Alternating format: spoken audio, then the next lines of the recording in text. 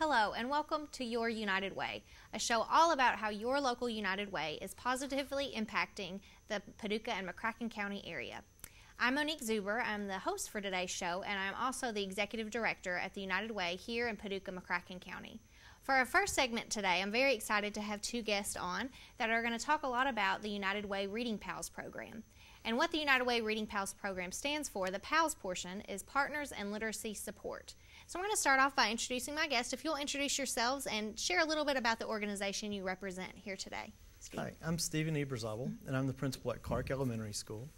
And Clark Elementary is part of Paducah Independent Schools. We're located on the west end of Paducah and serve about 540 students, kindergarten through 5th grade. All right. Mike? I'm Mike Adams, Vice President of Education Services at Computer Services Incorporated here in Paducah. CSI, as most of the locals know us, we're a national company that provides all things technology to the financial services industry.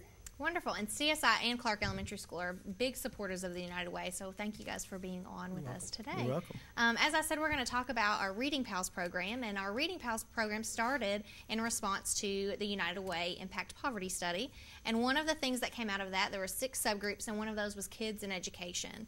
And we recognized that one-on-one mentoring was a big need here in the Paducah, McCracken County area, as well as providing reading support for students. So, Steve, if you could talk a little bit about the importance of students reading at the appropriate grade level, particularly by the end of 3rd grade. Sure. Well, it really starts before they enter kindergarten, and students who have not been exposed to one-on-one reading would come to school and they're already behind. And it's extremely important that they're reading at grade level as early as 2nd grade, because all of the textbooks that they're going to be given throughout their school career are written at that grade level. Right. So students that are a year or 2 years behind grade level in reading are going to be struggling in all subject areas if those skills hadn't been learned at an early age. Sure, and that's why we wanted to focus on students getting to that appropriate grade level reading by providing them with a one-on-one mentor. That comes an hour a week. They read together for part of the time. They eat lunch together. And Mike is one of our faithful Reading Pal volunteers at Clark. So Mike, tell our viewers what motivated you to become a Reading Pal? Well, as you know, CSI is a very big supporter of the United Way. Right. There are lots of different things that we do at CSI, and some of my peers were involved in the program, and I've been looking for something to get involved in the community and found that the Reading Pals program was perfect. It gives me an opportunity to spend an hour a week with my little pal, build a relationship and be a mentor, and provide him an opportunity to have some outside influence in his life and in his reading skills. Right. And Steve, you know, we have quite a few mentors that join Mike every week at Clark. Have you seen any change in the students, or what are some benefits to not only the reading help but the mentoring piece? Do you see any benefit in that? I do, and it's a very good relationship that's built between the mentor or the Reading Pal and the student. Not only are they getting the interventions by one-on-one reading, Right. but also they have somebody who shows up every week and is dependable, and when those Reading Pals aren't there, those students are looking for them. And we need to have answers for them. You know, they want to know, were there an accident, are they sick, and Right. when will they be back? And so I think it's been beneficial to both our students and the Reading Pals, so it's been very good. I agree, and I know for myself, I had a great home life growing up, but for me, I look back on my life and see mentors that made a difference that were outside of my family circle, and what a difference that made knowing they were going to show up for me. Did you all have that growing up, and did that make a difference for you all? Well, I personally, as with most of us, had teachers and coaches, Right. Sunday school teachers and what have you outside of the family environment, and I think it did make a big difference. Having an adult that is there to listen and to encourage, that's not the parent, Right. to kind of supports the parent behind the scenes. I think the students listen a little bit more than sometimes I know my children listen to me when I was trying to be their mentor. That's true. I think that's exactly right. I think if you asked any teacher in any school, they would say there was a teacher or a coach or some adult that had a great influence on their life and their development, and a lot of times that's why they became teachers. And I think that these Reading Pals play a big part of that in our students' lives. Right. One of the biggest impact things that we can do is to build a relationship with our students. And sometimes it's an outside person that's able to do that and bridge that gap that possibly a school person might not be able to do. Right, right. Well, Mike, I always ask this of my volunteers. What has been the best thing about being a Reading Pal? And then can you also share if there's been any challenges, anything maybe you didn't anticipate? I think the best thing has just been watching my little Reading Pal and his progress go from where he was when we first started to where he is today. We actually logged on the computer today, and he showed me how proud he was that he's read 39,000 words since the beginning of school, which made me take a second look at that and question him on it. But he was very excited about that. And just the personal satisfaction of watching him grow and build a relationship with me. As far as challenges go, I think just getting that relationship going, there really have been no challenges. It's been a breeze for me, and my little pal and I, we get along really well, and I really couldn't speak of any challenges per se that have caused me any consternation. Well, Steve, for you, being a school administrator, have you been surprised at the response we've gotten? You know, we've got a good number of volunteers, not only at Clark, but across the city and the county schools. We have well over 100 volunteers. Is that something that's surprising to you?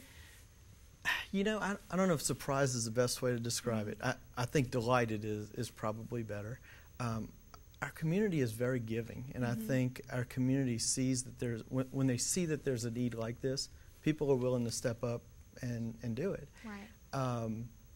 And it's been very easy for schools to do this because we've had great organizers that have done the behind-the-scenes things, have taken care of background checks, all the logistics of putting it in place, and we've gotten great volunteers, and that's made a huge difference. We really have, and that's what it's been a great partnership with the United Way. You know, the United Way has agreed to, help recruit those volunteers. You know, like you said, we have a great relationship with CSI, which is hundreds of people that we've been able to invite to come to an orientation. The school systems do the background check. The United Way follows up with everybody, make sure they're scheduling-wise going to go to the right place. And then we have a school representative, Robin West at Clark is the representative there, that helps pick those kiddos and pairs those volunteers together. So it really has been a great partnership from the United Way's perspective as well.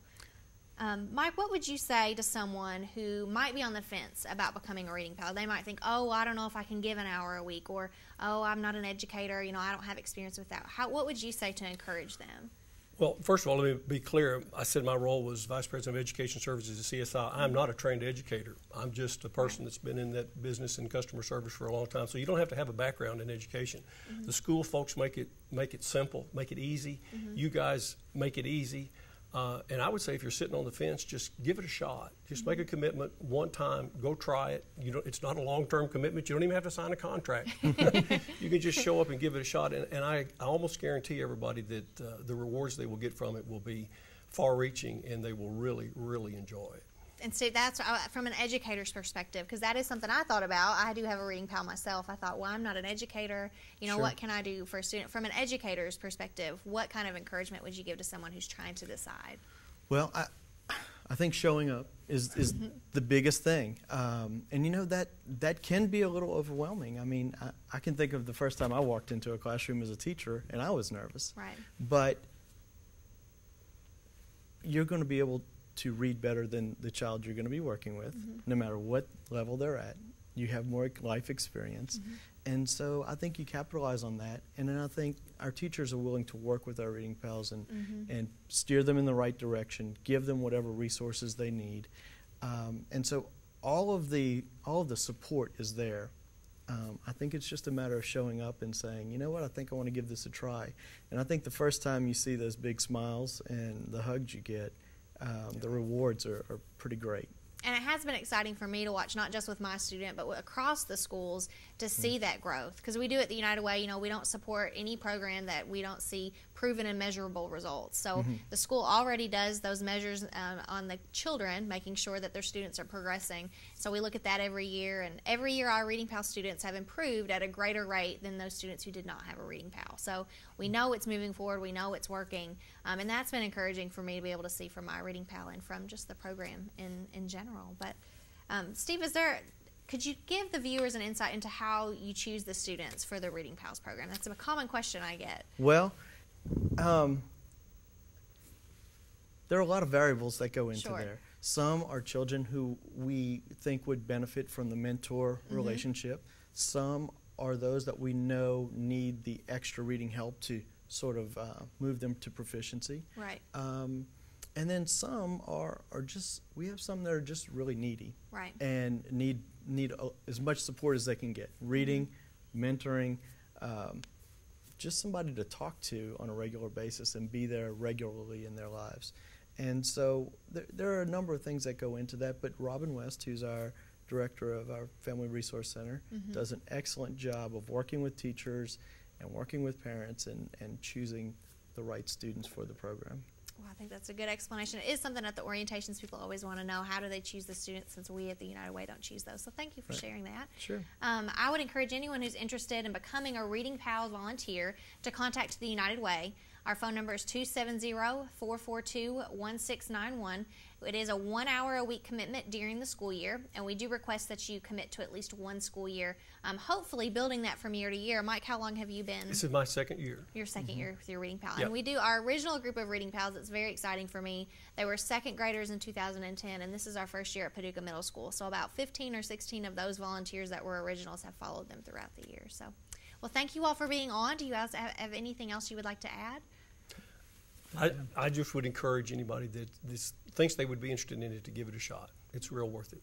And we could put as many people to work as would want to come and volunteer. That's a good point. And so we have the room for you. So if you're on the fence, come see me, call Monique. We'd love for you to come. Absolutely. Well, thank you for tuning in for Your United Way, and we'll be right back with your second segment.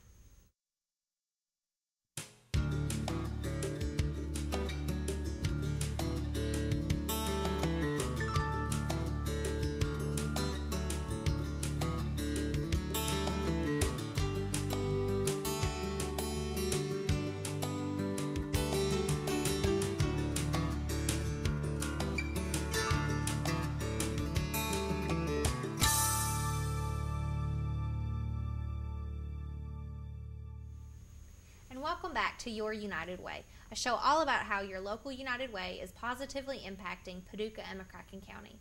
We're excited for the second segment of today's show. We have 3 new guests with us to talk about the partnership between the United Way of Paducah McCracken County and the Paducah River City Business Professional Women's Group. So if you would, start off by sharing who you are and what organization you represent today. Gina? I'm Gina Leeper. I'm with Baptist Health Paducah, but today I'm representing the River City Business and Professional Women, BPW. And I'm Mickey Brown. I'm a board member with United Way. And I'm Betsy Burkeen. I'm the Resource Development Manager at the United Way. All right. Yes, Betsy's been a member of BPW, is what we'll call Business Professional Women. She's been a member for a couple years? Several years now. Several years. So we've had a good relationship with BPW, but we've got some exciting new initiatives through this partnership. So can one of you all share how this relationship or how this event kind of came about? Well, I'll do that for us. I lived in a community in Illinois before moving back to Kentucky about 1.5 years ago. And I was involved with the United Way there, and one of the events that we had was the one that we're going to be doing here in Paducah called the Power of the Purse. It's a United Way of America sanctioned event, and it's a fun afternoon of shopping, looking at purses that are there for auction, and listening to a speaker. And the United Way and the Business and Professional Women's Groups decided to partner together to have this event to raise money for all of the women's and children's programs that we provide in the community. Absolutely. If I understand correctly, the Power of the Purse is on a pretty significant day this year. Can you guys share a little bit about that? Yes, it is. It's April 14th, but the month of April is equal pay day for the Business and Professional Women group, and we recognize this as it's a national day where a lot of the groups across the country get together, they host events, and we advocate for equality for women, equal pay in the workplace. And that's what our mission, the BPW mission, is to promote women equal rights in the workplace, and we do that through advocacy and education. And we thought this would be a good event to partner with them to promote this. Absolutely. And can one of you all share the Power of the Purse event, which is on April 14th, and it's a lunch, correct? Lunch. Can you all share where are the proceeds from the Power of the Purse event going to go? Well, they're going to go for programs of the United Way and programs of the Business and Professional Women's So Group. it'll be a partnership that will be split between those two. Fabulous. Yes. Well, can you all share with us, why should people in our community care about a Women's Equal Pay Day event? Any of you want to share about that? Yeah, because it affects every one of us. We have sisters, mothers, friends, and some of the statistics that we were looking at shows that, women make about 24% less than men do, even though we might have the same educational background, the same experience, same skill set. Women get paid less. Right. And, even in my industry, in healthcare, one of the examples they gave us was a nurse. They will make less, a female nurse will make less than a male nurse, regardless of the education that they receive, when it's the same. And so we just want to bring awareness to that, because sometimes, we feel it's not done on purpose, right, or anything like that. Some of the social cues that just have evolved, and so we're just trying to bring awareness to this. Sure, and we live in a great community that welcomes women in the workplace, as you all Yes. are professional people, but we do want to bring awareness to that and bring that to the light. So I appreciate BPW being willing to do that. And all of you mentioned different things, but Mickey also is an entrepreneur of sorts. She owns her own business, and so. You didn't mention that, Mickey. I wonder if you want to share what organization you represent, and you're a professor here at WKCTC, if you want to share a little bit about that. I have a small business that's part of a national company called Doncaster, and we sell beautiful women's clothing through trunk shows in our homes mostly. And it's always fun to work with the women and get to know them, because you're getting to know them as a person and a friend, but also as a professional. So there's a great tie-in with this subject. And I'm very passionate about equal pay for women, and I'm so glad we're doing this. I think Gina had a number of how many dollars a woman makes over the course of her life less than a man, and that was a significant number, Gina, was it?